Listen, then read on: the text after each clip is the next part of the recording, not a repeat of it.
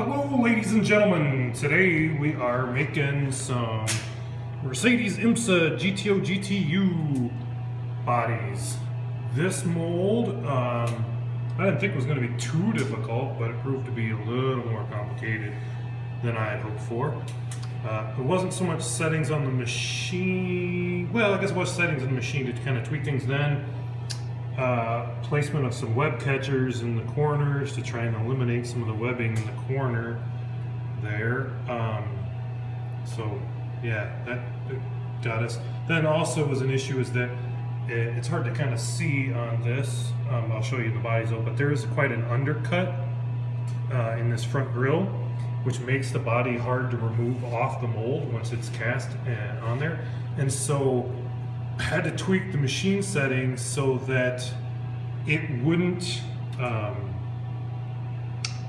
keep the vacuum on for very long, and so the plastic would still be fairly warm when it went to try and go down and pop the plastic off the mold.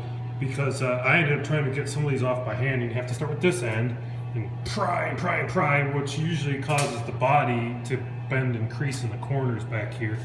Until you can get the back end off, and then you can get the front off and everything. So yeah, going and telling it not to stay up and vacuum for very long and go down pretty quick was this key. It's either that or I could manually have this machine probably stay up for a long time. I could pop up the thing and then quickly remove the body from it as well by hand, but this automated way is a lot easier. So yeah, that's what happened. And before we did that, if the body would actually come off the mold, it would be okay. But before we changed that setting, a lot of times the plastic would pull through with the mold. It wouldn't come off. So then it's just muscle to get that body off the mold. So I'm going to go over and show you what we got off the machine. Oh, the other thing before doing that, I wanted to kind of show you is that there's no air evacuation holes along this front hood or bonnet.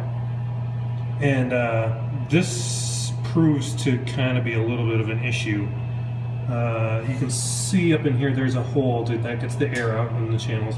There isn't one as well up here, which you can see I've scored this up a little bit, trying to create a little bit of air channels to get the air out. This has proven to be a problem spot here and over here in getting the air to evacuate out.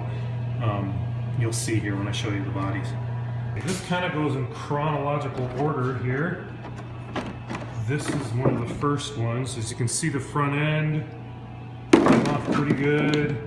We had a little bit of webbing back here, a little bit of webbing over there. Let's see if I can capture this. You can see the distortion in the roof there. That's the air trapped underneath it. There's some specks right there. I think we got rid of most of those. That was kind of smoothing out the body. You can see around the little, I guess what would you call it, like the hood mount, hood pin sort of thing. It doesn't really conform to that very well, so we were having to mess with some settings. And we got to this bad boy, and we got it going a little bit better. But now we're starting to get some webbing up there and some webbing there, and now the body's like really stuck to the mold. That's why the plastic's kind of bent in the shape it is. Then the webbing's getting pretty bad back there and back here, and this is where it was really having a hard time getting it off the mold as it's automatically coming off. We're trying to so just adding some more worse webbing up front. Not real great in the back. Still, we got a big circular thing on the roof this time. You can see the marks on the hood here. Still pretty good. And part of that is there's not very good air evacuation holes on this one. They did a poor job when they made this for evacuating the air. There's not enough holes or in the right spots, really, I don't think. Then we got this one. You can look at here. Look at the hood, the waviness in that hood. There should be some, as I always call them, cheater holes for the air in that hood line. There should be. It shouldn't have made this one. And then the roof is still bad, but you notice we got rid of the webbing in the front. And the webbing in the back's not so bad, but this is where we're still fighting getting the body off the mold, and that's why it looks all crumpled up there, because that's where it's the thinnest, and that's where the plastic kind of gave way as you're trying to just yank it by hand off the mold. Real pain in the butt. And I think up here we finally started to get rid of the little pimples that were there. And that was a matter of actually smoothing out the mold more, getting not sandpaper, but 0000. What is it called? Shoot. Oh man. Anyway, the wire stuff, like a Brillo pad thing. Not Brillo pad, but you know. Anyway, steel wool. Thank you. No one said that. I just did. All right, so there we go. That's got webbing in the back. We now. Oh, if you didn't know here before, here's where we started putting some of the web catchers in, trying to get rid of some of these webs in the back. That one didn't really help much there. That one's starting to help there. And this one, on the next one, I think we moved this one. Yeah, we moved this one. Or no, we had it back here, then we moved it up here. So this is later. Then, yeah, so, and we still got the roof issues here. And yeah, things like that. Here's where we finally get some good results.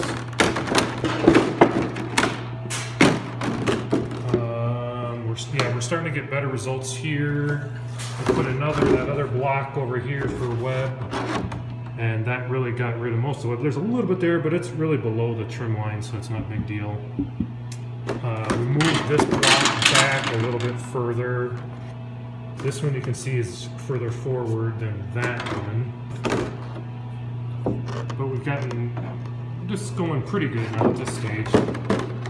Then we come to not this one, that's actually that one. Oh, come on. Right, then we get to this one, and we got webbing back there. We kind of took a step backward. It's got worse webbing over there, but still pretty good over here. And then this is the final one. We moved that block, that right block, back, kind of like we did that one, and we pretty much got rid of most of the webbing. There's a little bit right there below the line. There's a little bit over there below the line. We actually got the roof on this one pretty darn good. That's the heat gun trick, holding the heat gun there. Trying to keep that plastic pliable longer. And then the hood, of course, still has the stuff because that wasn't designed right. And that's the very last one we did. That's it right there. All she wrote. We're not doing any more of this one. As you can see, we burned through a lot of plastic. There's some other ones that didn't even come out well at all that are over in the pile. So yeah, that's why we stopped. We don't really want to do too many of these.